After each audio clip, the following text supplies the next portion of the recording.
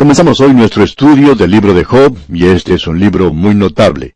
Es el primero de los libros poéticos. En esta serie de libros que estamos comenzando hoy, tenemos además del libro de Job, los libros de Salmos, Proverbios, Eclesiastés, Cantar de los Cantares y Lamentaciones.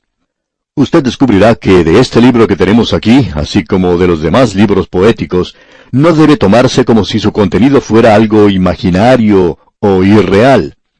Tampoco debemos interpretar con el término poético como si fuera algo que tiene rima.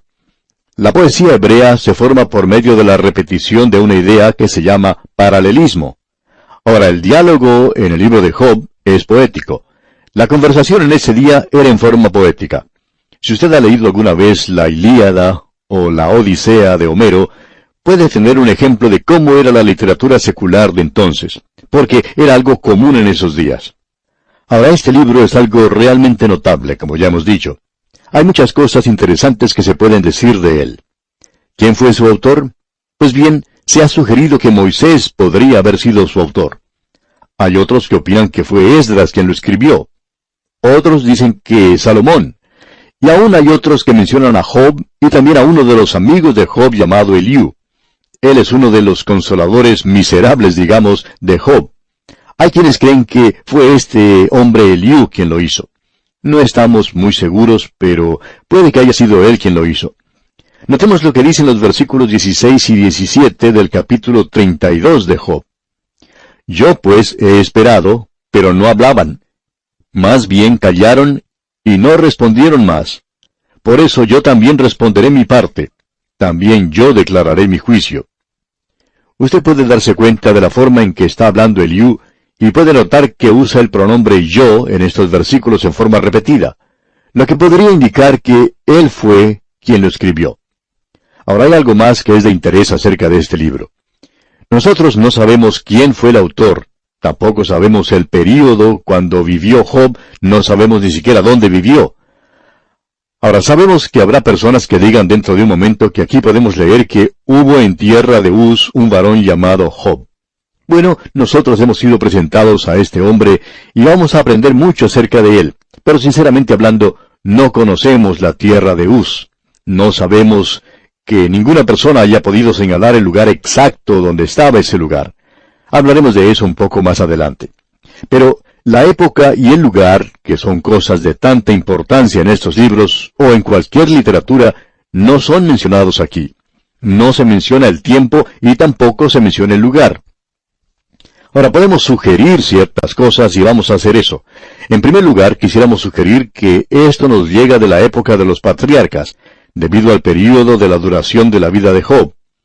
Él, como usted sabe, vivió mucho tiempo, y esto indica que este hombre habría vivido en esa época en particular. Se nos dice al final de este libro, allá en el capítulo 42, versículo 16, después de esto, vivió Job 140 años, y vio a sus hijos y a los hijos de sus hijos hasta la cuarta generación. Esto lo pondría él en ese período que hemos mencionado. Luego, en este libro, encontramos que Job actuaba como el sumo sacerdote en su familia. Aquí no se menciona ninguna mención de los hijos de Israel, así es que evidentemente tuvo lugar antes que ellos llegaran a existir. Tenemos luego que Elifaz era descendiente del hijo mayor de Esaú. Uno puede encontrar eso en Génesis, capítulo 36, versículo 10.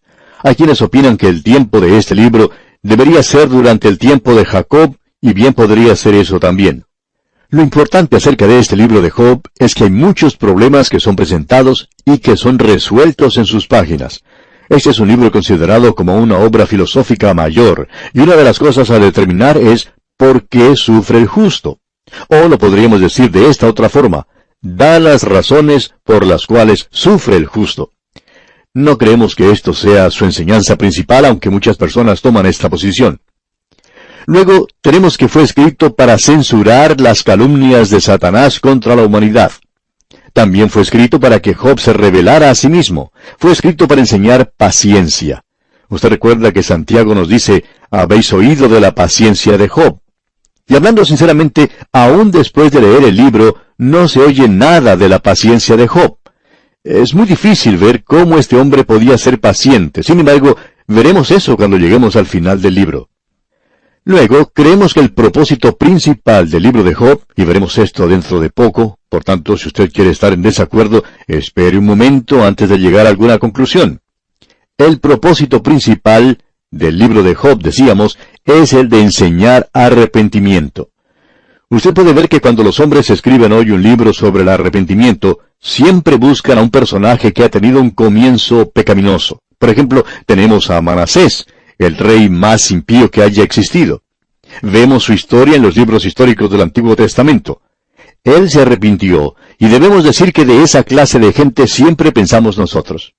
También tenemos a Saulo de Tarso, el enemigo más grande que tuvo el Señor Jesucristo. Él se arrepintió también. Otra persona es San Francisco de Asís, un noble libertino de su día, pero que también se arrepintió. Ahora, Dios no eligió a un hombre como esos. Él podía haberlo hecho, pero Él buscó posiblemente al mejor hombre que haya vivido en el tiempo del Antiguo Testamento. Y eligió al mejor hombre para mostrarnos que éste necesitaba arrepentirse. Al final del libro de Job dice, «De oídas te había oído, mas ahora mis ojos te ven. Por tanto me aborrezco y me arrepiento en polvo y ceniza». Y esto debería enseñar a cada creyente, a cada uno de aquellos que nos escuchan en este momento, nos debería enseñar una cosa: no importa lo buenos que creamos ser, a los ojos de Dios nos vemos como trapos de inmundicia. Esto pues debería enseñarnos que necesitamos arrepentirnos. Esta es una gran obra filosófica, como ya dijimos. Tennyson dijo de este libro que era el poema más grandioso, ya sea de la literatura moderna o de la antigua. Carlyle, el gran filósofo escocés, dijo, hablando del libro de Job, «Yo le llamo a este libro uno de los más grandes que se haya escrito por el hombre». Y Martín Lutero dijo, «Este es más magnífico y sublime que cualquier otro libro de las Escrituras». El doctor Moorhead lo dice de esta manera: «El libro de Job es uno de los poemas más nobles en existencia».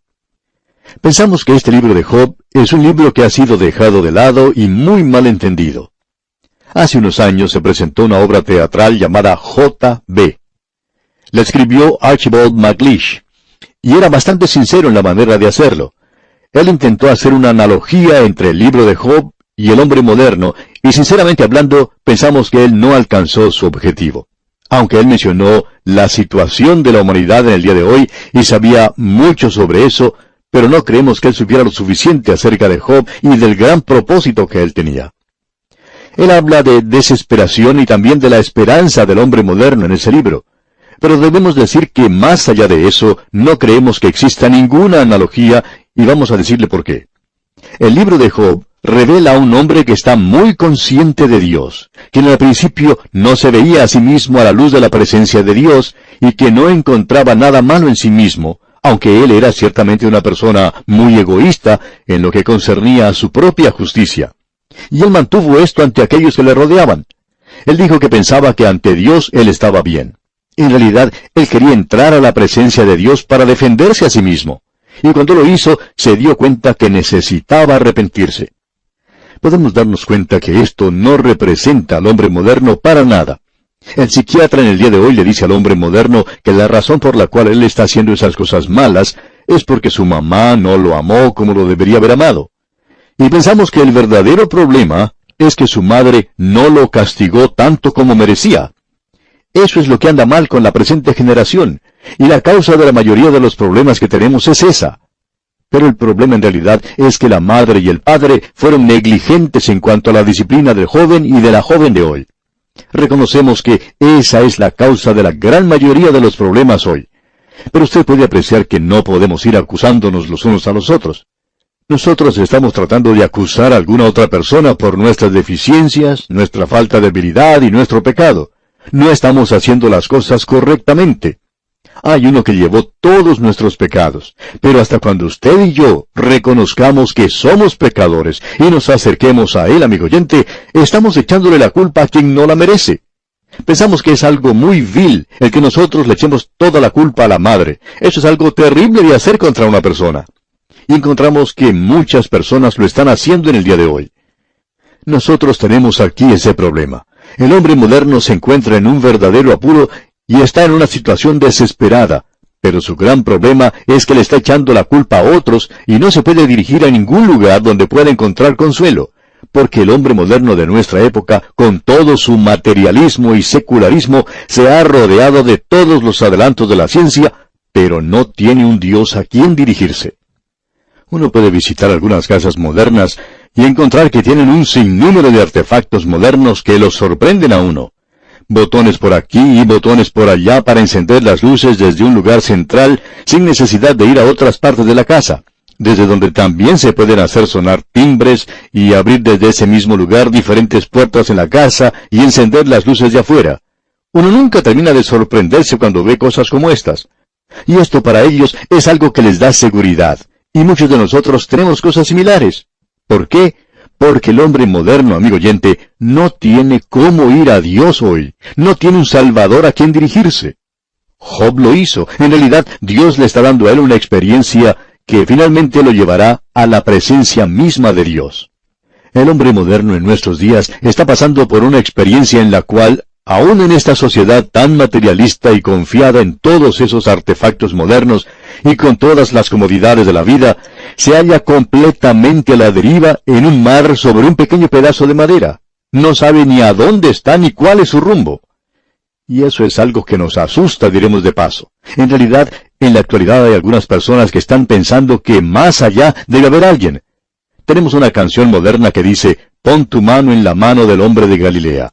Pues bien, así nos estamos acercando a la realidad.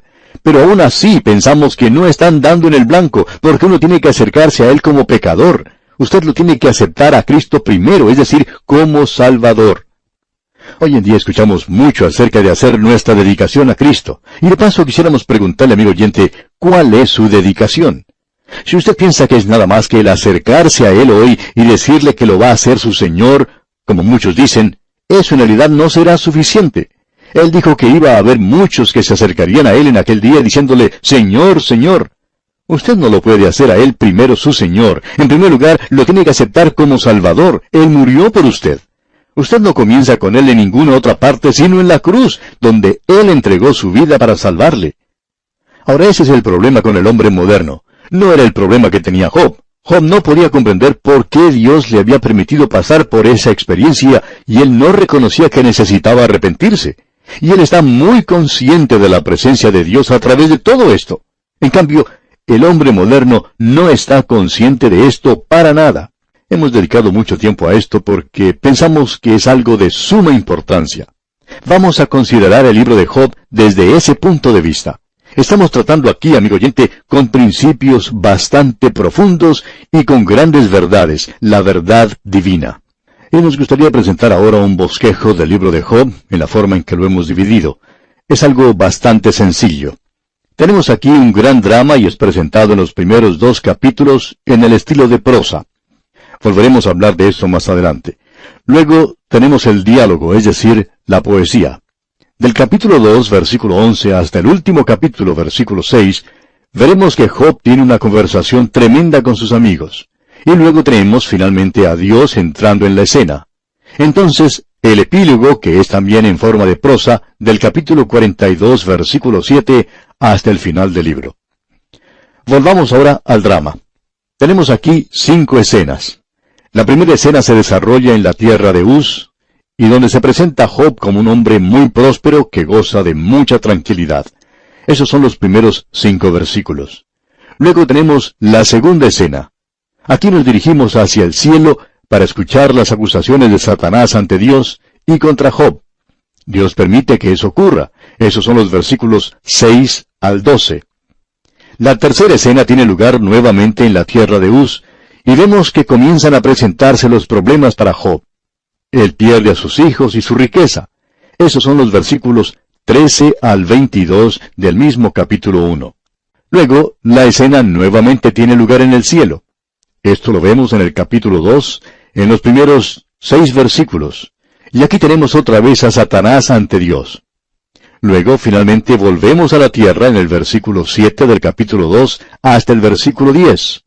Esto es nuevamente la tierra de Uz, y vemos que Job ha perdido su salud y también la compasión o simpatía de su esposa. Este es un libro tremendo, podemos decir de paso, Y vamos a ver en realidad lo que Satanás está haciendo contra este hombre, quitándole todo lo que tiene para que él llegue a negar a Dios. Y aún su propia esposa sugiere que lo haga. Le dice, maldice a Dios y muérete.